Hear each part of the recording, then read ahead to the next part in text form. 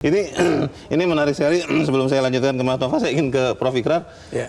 Memangnya akhirnya sekarang bangsa Indonesia jadi seperti itu, Prof? Karena pemilih di tahun ini lebih dari separuh adalah anak muda, dan katanya kan angka kepesertaannya partisipasinya itu di atas 80%. Itu akhirnya memang orang-orang yang anak-anak yang malas untuk berpikir serius. Yang penting adalah itu relate terkait dengan dirinya, gampang dicerna, walaupun mungkin tidak masuk akal atau harus dipikirkan lebih jauh, tapi tidak apa-apa itu terkait dengan saya, dan akhirnya mereka memilih yang seperti itu. Tapi kan yang bermain di dalam di TikTok itu kan tidak semua yang misalnya punya hak untuk memilih. Oh. Jadi bukan mustahil anak-anak yang di bawah 17 tahun ya itu juga bermain di situ.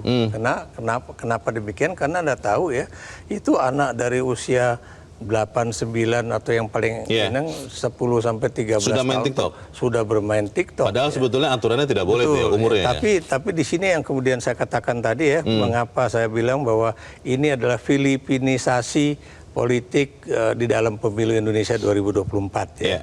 Karena gaya itu pula yang dilakukan oleh Bongbong dan Duterte ya.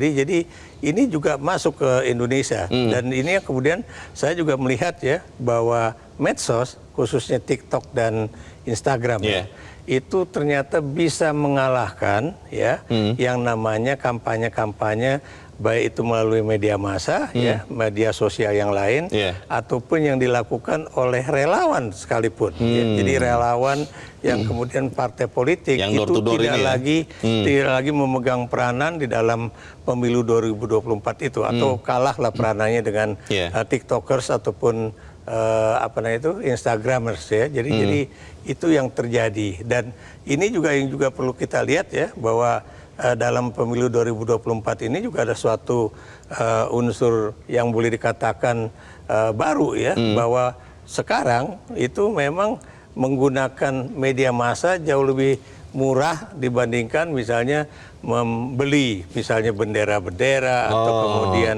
bikin kaos, karena Anda tahu ya bagaimana para perajin kaos itu mengalami kerugian yang cukup besar ya, karena tidak laku kaos-kaosnya. Jadi di sini menunjukkan lagi-lagi bahwa kalau Anda punya buzzer ya, kalau Anda punya orang-orang yang kemudian dibayar untuk bermain TikTok ya, itu tentunya akan bisa mengalahkan calon-calon lain yang boleh dikatakan tidak menggunakan hal-hal semacam itu. Baik. Jelajahi cara baru mendapatkan informasi. Download Metro TV Extend sekarang.